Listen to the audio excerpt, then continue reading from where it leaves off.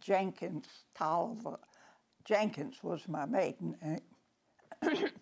My husband was Oscar Brian Tolliver.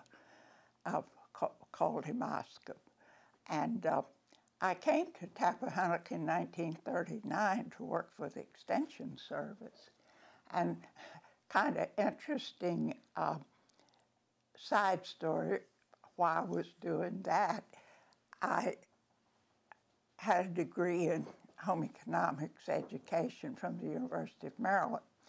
And I was going to teach home economics.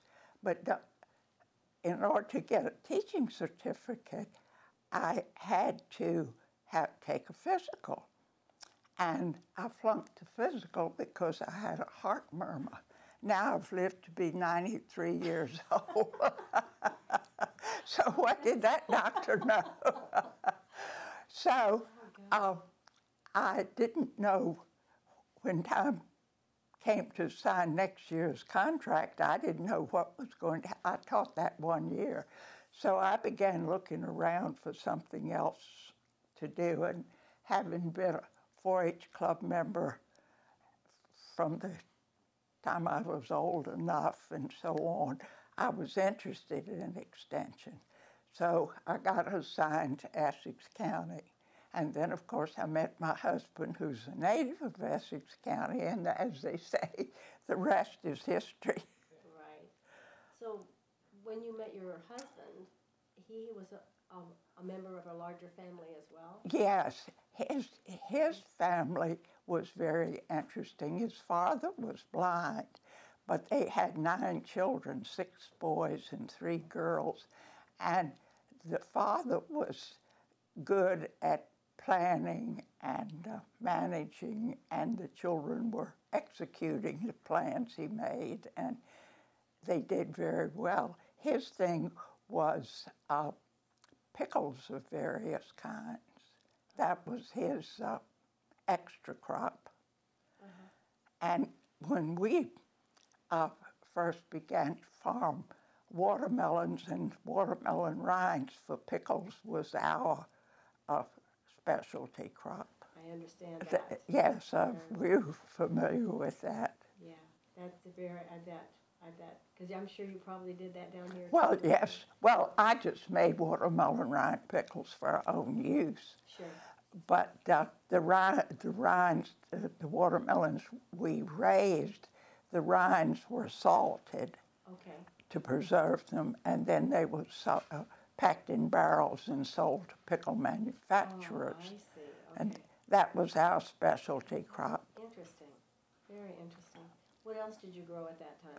Well, we grew all the grains that are grown in this area. And there were times when we had a beef cattle herd for a good while. We raised hogs from time to time. The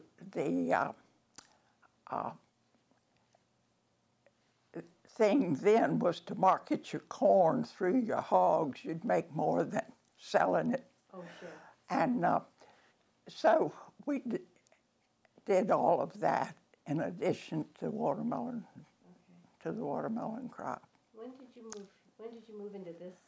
We moved into this house at Thanksgiving of 1945 when Brian was 2 months old. And the house was in right bad condition. Nobody had lived in it for a while. It did have running water. We lived in 3 rooms that went on and began to work on the house and fix it up and so on. Lovely. And the children all grew up here, but in 1989 I moved to a house that I built on a farm we have down on the river. Okay. And then it became the corporate headquarters, if you want to say that, became the office for the business. Okay, very good. And you had 4... I had 4 sons and 2 daughters. Okay, and their names were? Well, Bill's the oldest, and Brian comes second. And we had the two little boys when we moved in. David is my third child, and they are the three sons who now operate this business. Then I had a daughter whom we named Marguerite, and then I had a son named Trent. Trent lives in the area and is a building contractor. My youngest child is named Mary Beth, and she lives in Richmond. Oh, very nice. So, and I have 15 grandchildren. Wow. And I think it's 20 great-grandchildren with another one on the way. Oh, my word. 20. Of course, the little boy you saw here a while ago was one of my great-grandchildren. There are several of them here today. He is adorable, I might add, too. He was very interested, I think, in what his grandfather was saying, and Yeah, a great uncle. if you want to know what's going on around here, that's the little boy you asked. Oh, okay. And I started farming with my father and brother Bill in 1973. And then in 1975, a couple years later, David joined us, and we started a business we call Montague Farms, and then later we incorporated.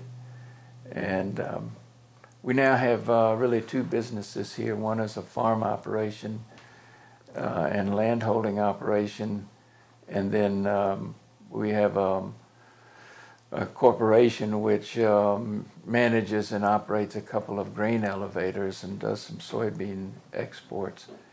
And in more recent years, and I can let Jay talk about this, but we formed another business entity to involve and include the next generation. As far as the Next Generation Corporation, I'm going to let Jay talk about that. I've been farming now full-time for about 2 years, but I guess as Brian mentioned that my father came back to the farm in about 1975, which was about the same year that I was born. And so I grew up helping summers, weekends, and went off to school, went into industry, and for about 10, 15 years was away from the farm, and now have been back full-time for about 2 years. And we operate the next generation, myself and my cousin Tom. We have a business entity, and we operate in a partnership with the previous generation. So we farm full-time, and that focuses on the grain production. So that is the planting, the harvesting, and selling the grain to Montague Farms.